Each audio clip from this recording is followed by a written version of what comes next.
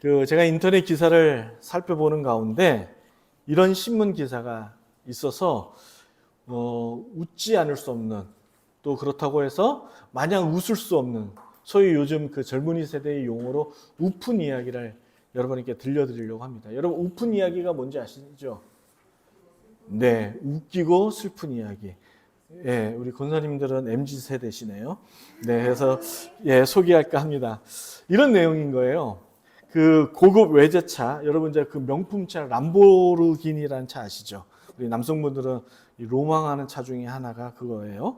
근데 이 차가 여러분 고가이지 않습니까? 대략 이 4억을 넘는다고 합니다. 거의 뭐 집 한 채 값인 거죠. 근데 이 차와 이제 국산차 SM7이 이렇게 이제 충돌을 한 거예요.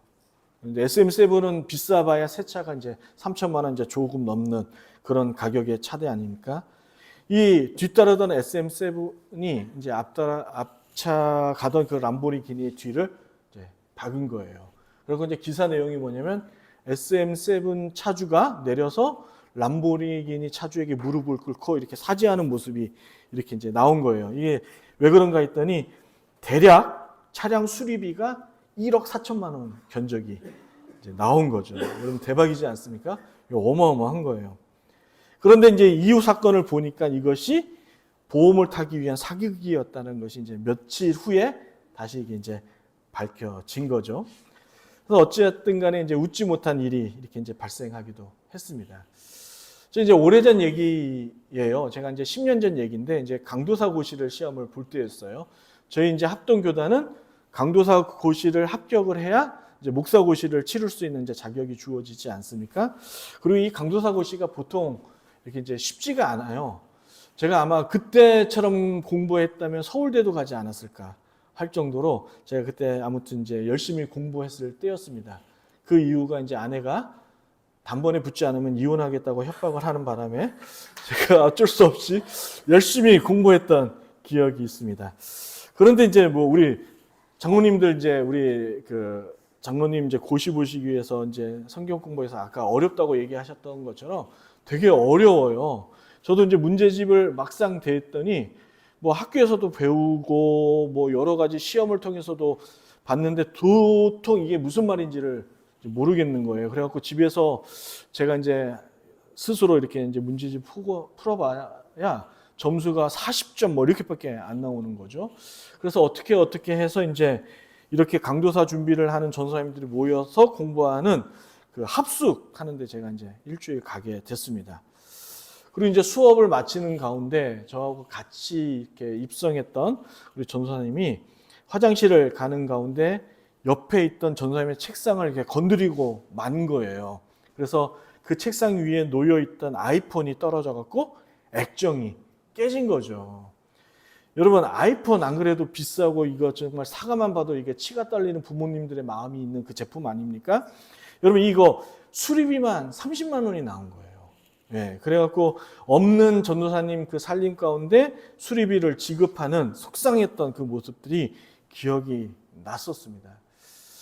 여러분 제가 어지간하면 설교 앞전에 이렇게 예화를 잘 들지 않는데 예화를 이렇게 길게 두 가지 예화를 든 이유가 있습니다. 앞서 두 예화에 말씀드린 것처럼 내가 고이든 실수든 간에 여러분 이웃에게 손해를 입히면 어떻게 해야 됩니까? 피해를 본 사람에게 그 손해를 입힌 만큼의 동일하게 이것을 지급해야 되는 것이죠. 여러분 이것을 뭐라고 혹시 하는지 아십니까? 이렇게 이제 내가 이웃에게 또 옆에 사람에게 피해를 입혀서 손해를 갚는 것을 혹시 전문 용어로 법률상 용어로 네 맞아요 손해배상이라고 하죠.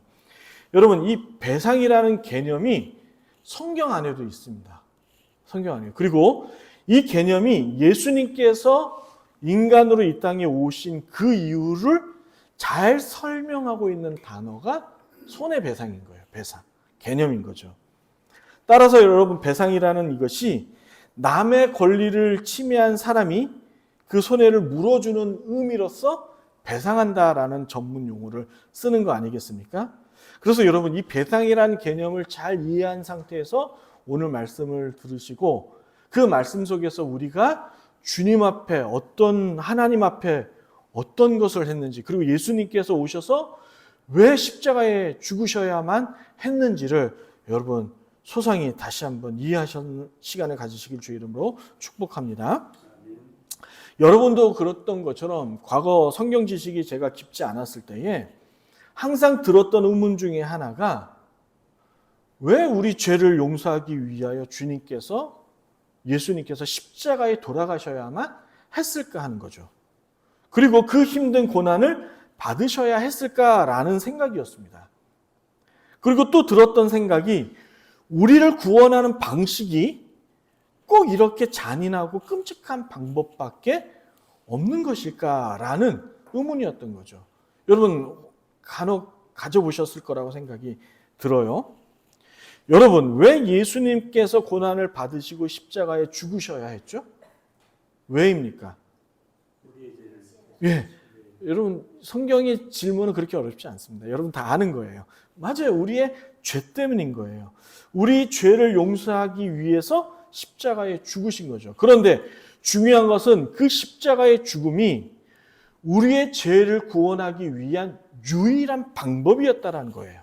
성경이 그 이야기를 하는 거예요. 여러분, 혹자들은 주님께서 우리를 구원하시기 위한 여러 방법 중에 일부러 힘들고 고달픈 십자가 길을 선택하신 것처럼 말씀하는 설교자들 볼 때가 있습니다. 근데 이것은 성경을 잘못 이해해서 말씀하고 있는 거죠.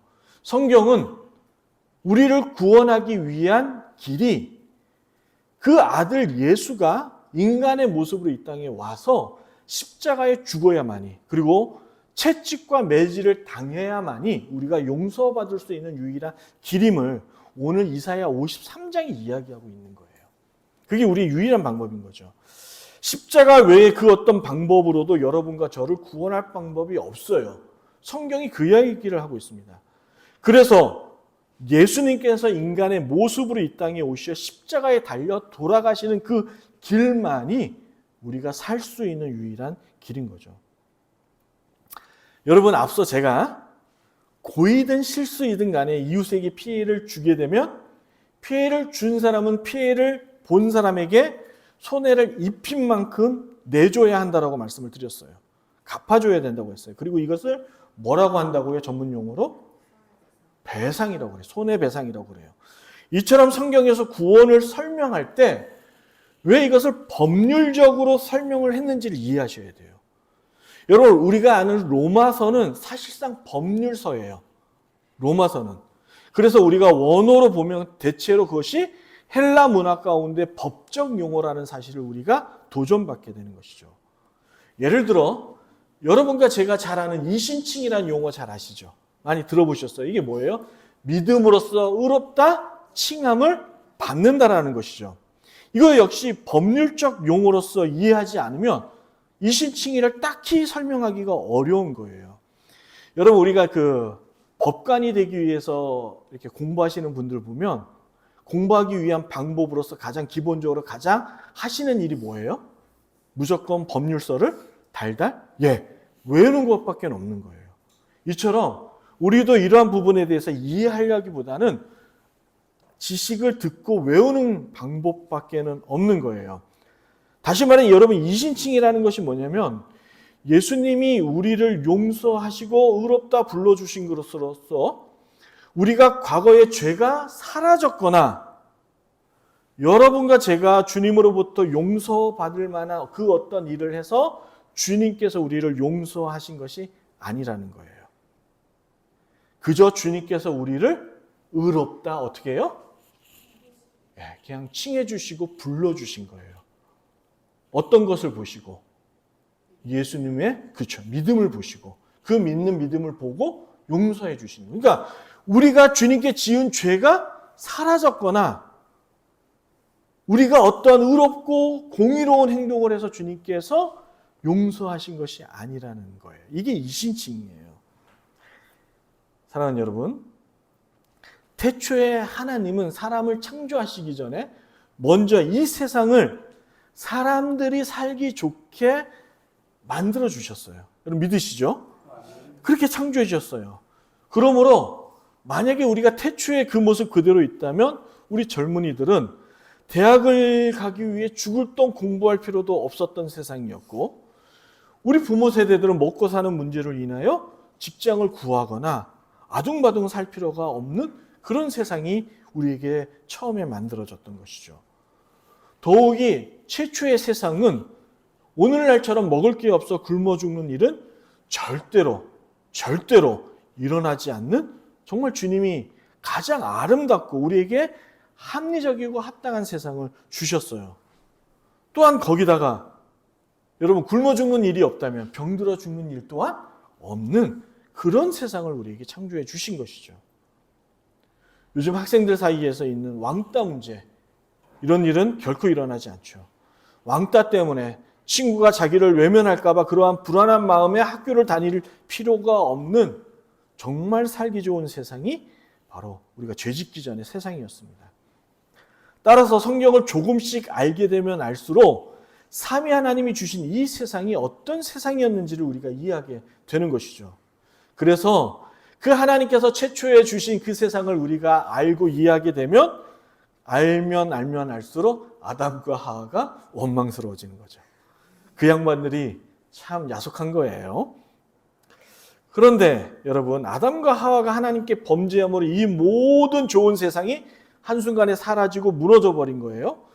이후 타락한 인간은 그로 인해서 어떻게 됐어요? 먹고 살기 위한 경쟁을 하게 돼야 되고, 이를 위해서 반드시 좋은 직장을 갖기 위해 좋은 대학을 가야만 하는 그런 현실을 우리가 지금 보게 되는 것이죠. 그러면 우리 젊은 친구들이요, 좋은 대학을 가려면 어떻게 해야 합니까? 열심히 공부해야 되는 거예요. 좋은 고등학교를 가야 되고, 그러면 여러분, 좋은 고등학교를 가기 위해서 어릴 때부터 무엇을 해야 될까요? 사교육 받아야 돼요. 원하는 결과를 얻기 위해서 비싸고 좋은 학원을 다녀야 되는 거죠. 저희 집이 바로 옆에 이제 목동 거리거든요. 이제 구는 다르지만 이제 딱 경계선을 갖고 있어요. 그래서 뭔가 이렇게 교회를 가거나 뭐 일을 보기 위해서 목동 거리를 지나가게 되는데, 학교 끝나는 시간 되면 여러분, 노란색 무슨 차죠? 학원 차들이 줄비에 있습니다. 억수로 막 우리가 알만한, 이름만 대면 알만한 그런 학원들, 고액의 학원들을 우리가 보게 되는 거죠. 그러므로 오늘날 부모가 자녀를 좋은 학원에 다니도록 하기 위해서는 반드시 부모는 어떻게 해야 돼요? 돈을 많이 버셔야 돼요. 이게 현실인 거예요. 그러므로 이것들이 충족되지 못하는 개인이나 가정은 이 시대의 낙오자가 될 가능성이 높은 비정상적인 세상으로 변질이 된 거예요.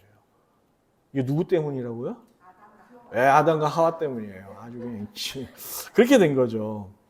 이렇듯 처음과 다르게 뒤죽박죽이 된 이 세상이, 여러분, 결코 그래서 이 세상은 정상이 아닌 거예요. 우리 크리스찬은 그런 눈으로 세상을 볼 수 있어야 돼요. 이것을 우리가 전문 용어로 뭐라고 하냐면 기독교 세계관이라고 하는 거예요.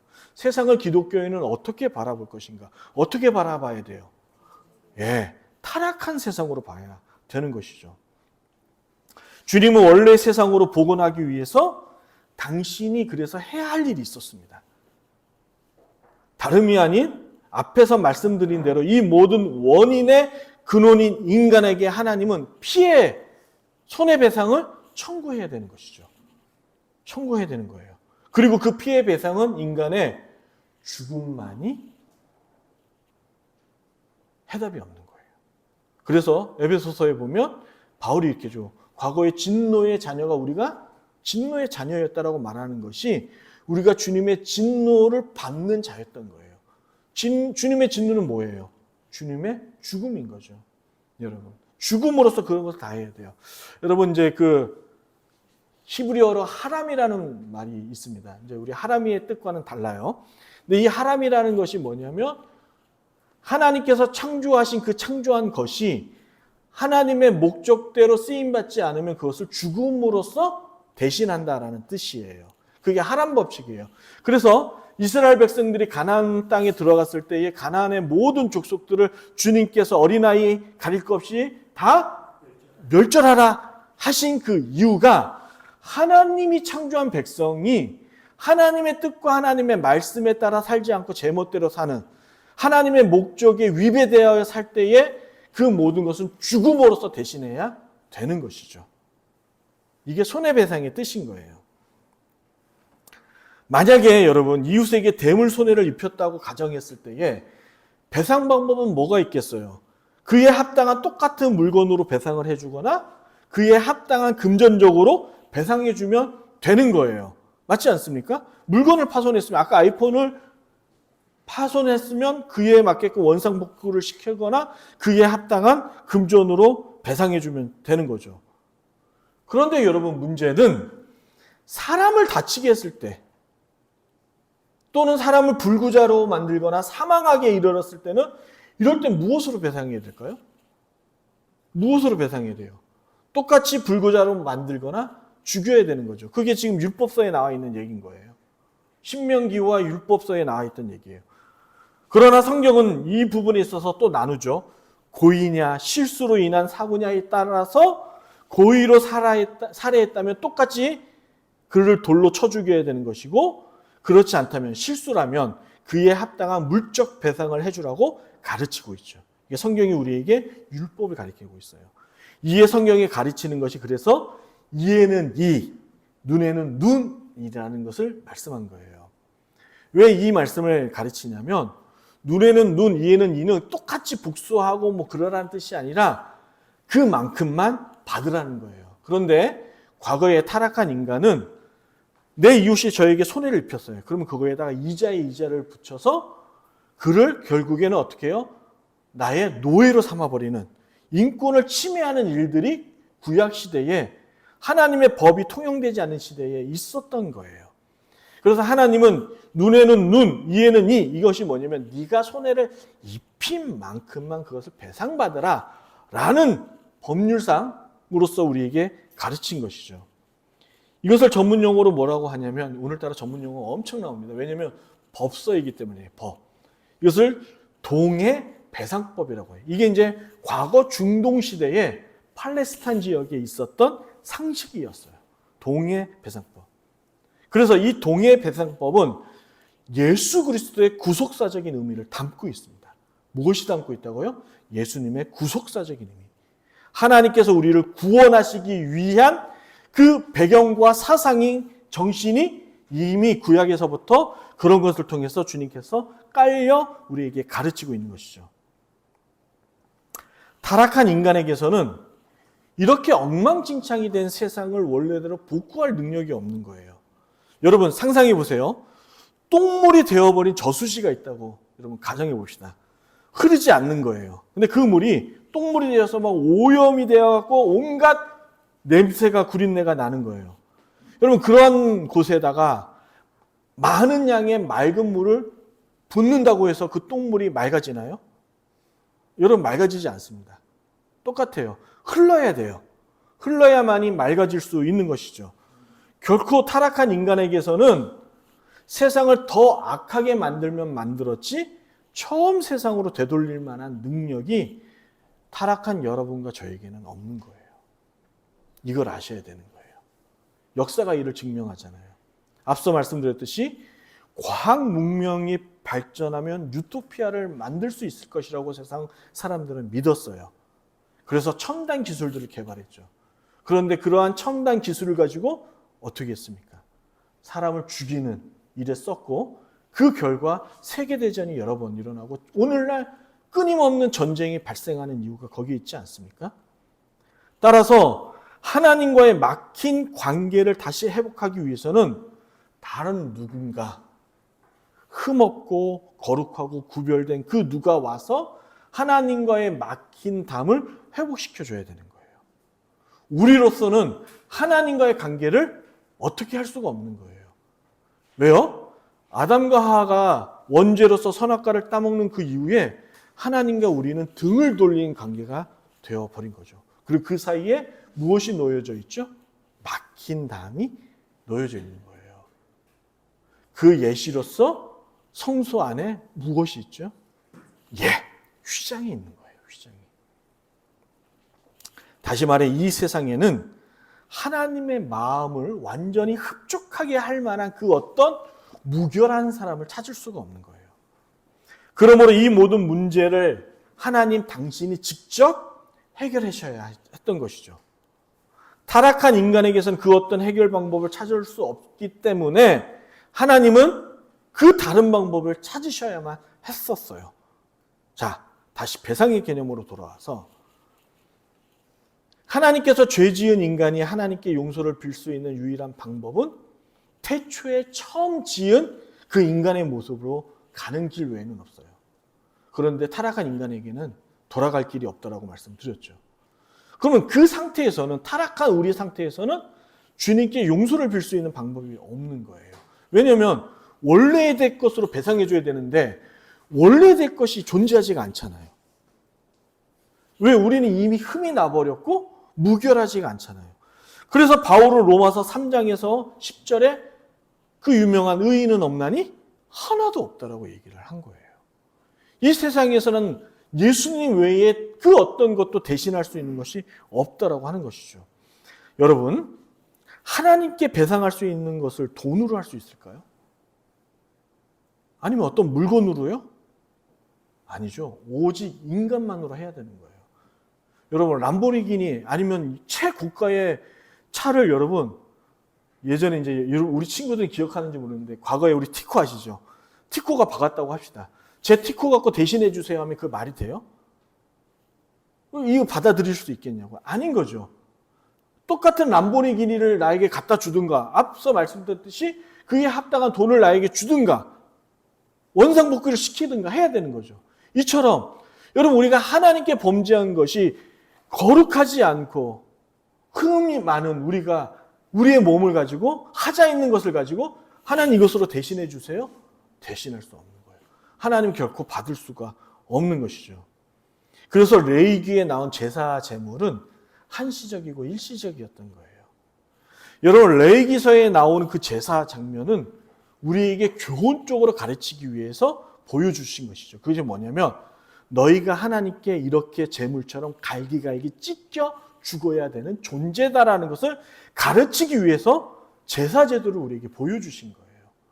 그리고 그거는 구속사적인 예언의 말씀으로서 이제 앞으로 오실 우리의 메시아 예수 그리스도께서 어떻게 된다고 이렇게 갈기갈기 너희를 위하여 죽게 될 것이다라는 것을 가르치시기 위하여 앞서 교훈적인 모습으로 제사를 가르치신 것이죠. 그래서 이러한 제사는 한시적이고 일시적인 거죠. 그래서 예수 그리스도께서 오시고 부활하신 이후에 우리는 구약의 제사를 드리지 않는 이유가 여기에 있는 거예요. 왜요?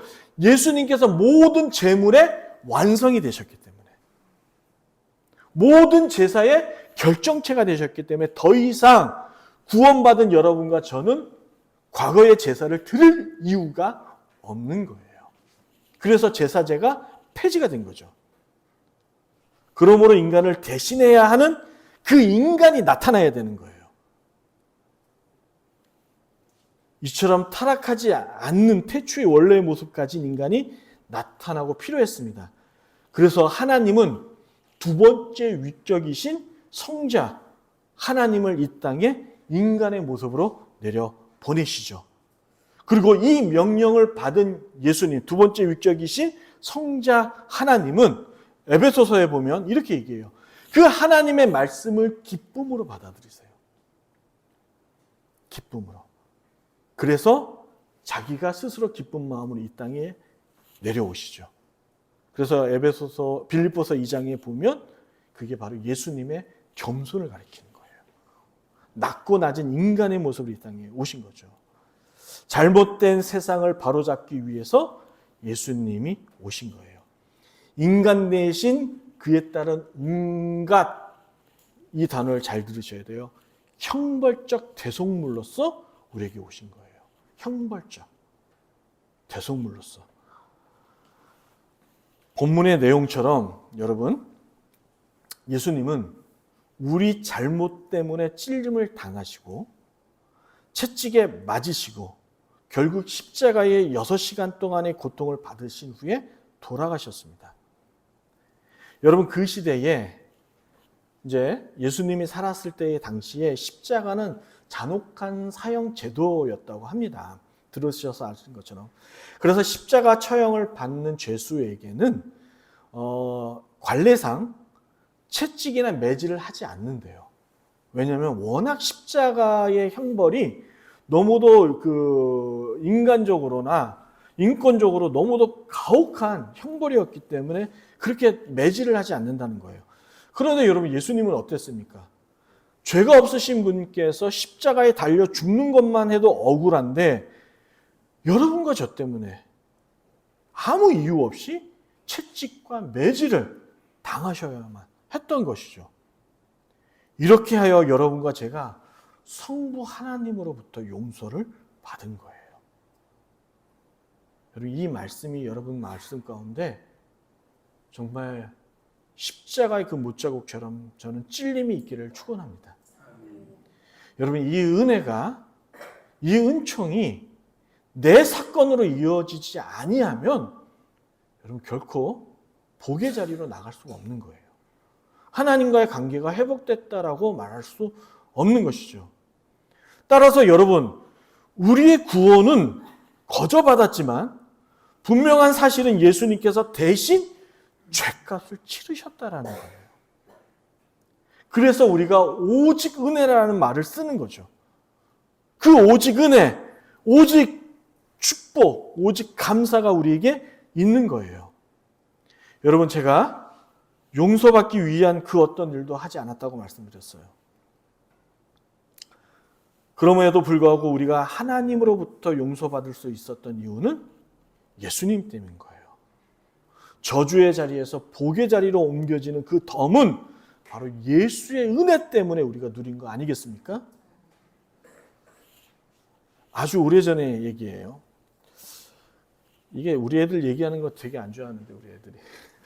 그 작은 애가 아주 어렸을 때 얘기입니다. 오래된 얘기야, 얘들아. 기억도 안 날 거예요. 이제 학교 운동장에서 뛰어놀다가 작은 애가 넘어진 거예요. 넘어져서 이제 무릎팍을 이렇게 이제 찢긴 거죠. 그래서 깨지고 다치고 또 심하게 슬라이딩 하는 바람에 옷이 찢어진 거예요. 그런데 이제 문제는 그 옷이 지 언니 옷인 거예요. 지 언니. 그래서 작은 애는 아픔도 잊은 채 언니 옷이 찢어진 일에 대해서 염려와 근심이 더 큰 거죠. 그날 저녁에 언니에게 어떻게 말할까 고심하다가 그냥 조심스럽게 말을 건넨 거예요. 언니, 내가 학교 운동장에서 뛰다가 넘어져서 무릎을 다쳤어. 그런데 언니 옷을 입고 뛰다가 옷도 찢어졌어라고 얘기를 한 거예요. 언니한테 혼날 각오로 긴장한 목소리로 조심스럽게 말을 한 거죠. 그런데 큰애의 반응이 놀라운 거예요. 아내와 저는 큰애가 자기 물건을 만지거나 뭔가 이렇게 파손이 일어나면 예민하게 반응한다는 것을 우리 가족은 다 알거든요. 우리 예람이가 이렇게 되게 성격 좋아 보이지만 그렇지 않아요. 여러분 예. 그래갖고 여러분 분명히 얘가 야단법석을 칠 것 같은데 그렇지 않고 오히려 작은에게 어디 다치지 않았어? 괜찮아? 하고 위로를 한 거예요. 여러분, 작은애가 이 말을 듣자마자 온갖 걱정과 근심과 이제껏 가슴 아리 했던 그 모든 일들이 한순간에 눈물로 다 펑펑 터져나온 거예요. 언니 고마워 하면서 막 이렇게 운 거죠. 그래서 어쨌든 해피엔딩으로 이야기가 끝났어요. 그런데 부모로서 궁금하잖아요. 큰애가. 분명히 자기 물건을 만지는 거에 대해서 예민하게 반응하는 애가 어떻게 저럴까? 그래서 제가 조용히 큰애에게 다가갔어요. 얘야, 어떻게 너 너그럽게 동생을 용서할 수 있었어? 라고 했더니 큰애가 이런 얘기예요. 아빠 그 옷 지겨워졌어. 띠리띵. 그 옷 지겨워졌대요. 예, 그랬던 얘기가 있습니다. 제가 무슨 얘기를 하려고 하냐면, 여러분, 은혜라는 것이 내가 분명히 그거에 대한 대가를 받아야 되는데, 그거에 대한 어떠한 손해를 내가 갚아야 되는데, 그런 것 없이 그저 주님의 사랑과 주님의 너그러움으로 우리를 불쌍히 여김으로 우리가 그렇게 받았다는 것이죠. 사랑하는 여러분, 과거 한국 교회는요, 장렬하게 순교하고 그 고난과 고초를 받음으로써 한국 교회는 부흥하고 성장한 때가 있었습니다. 우리 장로님들 그런 과거 시대를 다 경험하셨잖아요. 그때 죽음과 고난을 두려워하지 않고 복음을 위해서라면 목숨조차 아끼지 않았던 우리네 믿음의 선배이자 부모님들이 계셨어요. 일제시대 때, 6.25 시대 때. 그들이 목숨을 바쳐 한국교회를 지켜왔다고요. 여러분, 한국사를 읽어보면, 한국교회사를 읽어보면 이 한국교회가 정말 거저 일어난 게 아닌 거예요. 오늘날 후대의 이 복은 우리 선배님들의 피값이라는 것을 우리 자녀들은 꼭 기억하셔야 돼요. 그리고 이러한 경이로운 우리 믿음의 선배들을 보고 세상이 경이롭게 그들을 바라봤죠. 존경의 대상으로 바라봤어요. 그런데 어느덧 한국교회는 세상이 한국교회를 향하여 수치와 분노의 대상으로 지금 바라보고 있지 않습니까? 특히 코로나 시국을 겪고 나서 더 교회를 향하여 그렇게 바라봐요. 여러분, 신천지나 이런 데 분명히 우리는 이단으로 알고 있지만은 여러분, 세상은 이단으로 이렇게 구분하지 않아요. 다 같은 기독교로 보고 있는 것이죠.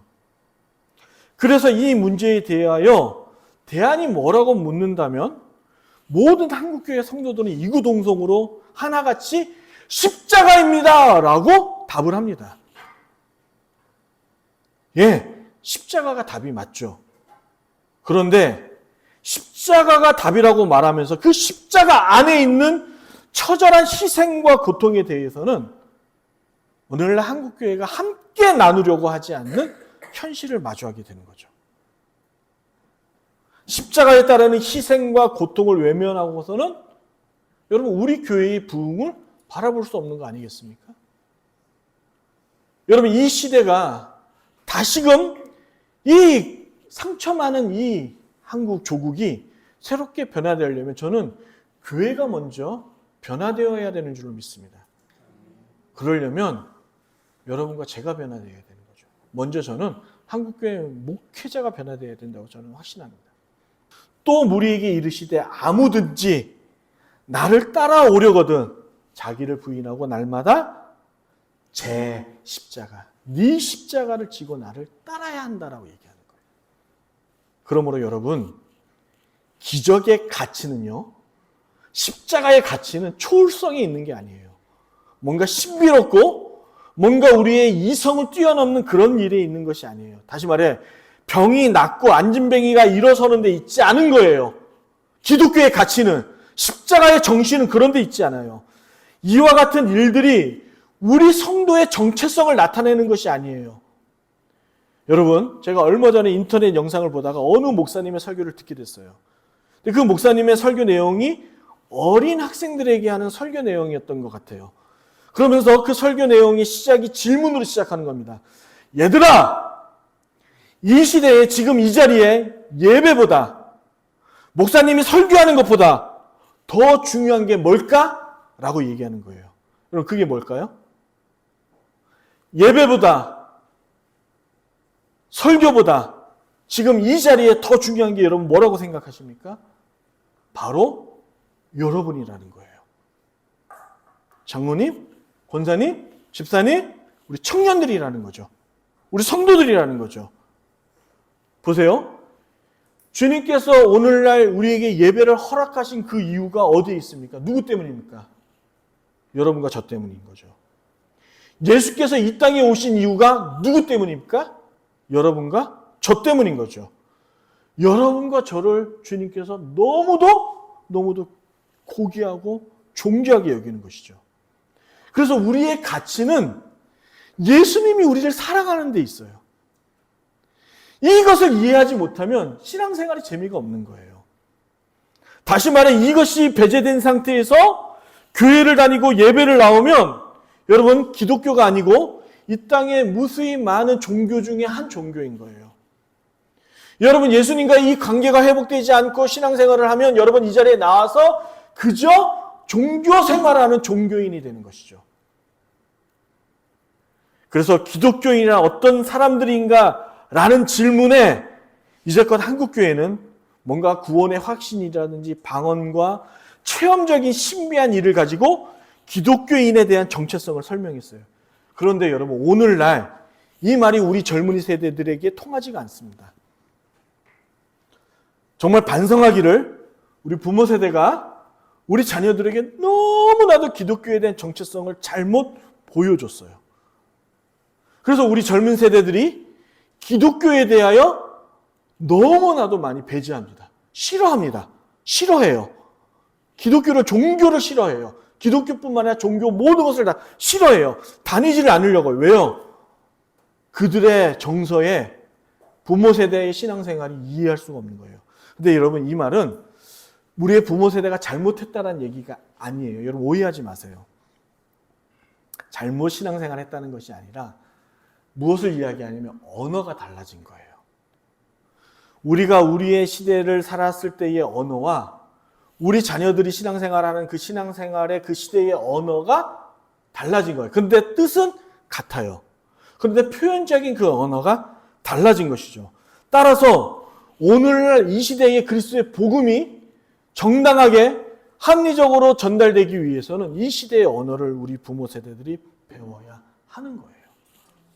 그러지 않고는 우리 자녀들에게, 우리 젊은 세대에게 그리스도의 언어로서 전달할 수 없는 거죠. 다시금 기독교인에 대한 정체성을 회복하기 위해서는 십자가의 언어를 배우셔야 돼요. 무엇을 배워야 한다고요, 여러분? 십자가의 언어를 배워야 돼요. 그리고 그 십자가의 언어는 세 가지입니다. 희생과 고난과 부활이에요. 뭐라고요? 희생과 고난과 부활이에요.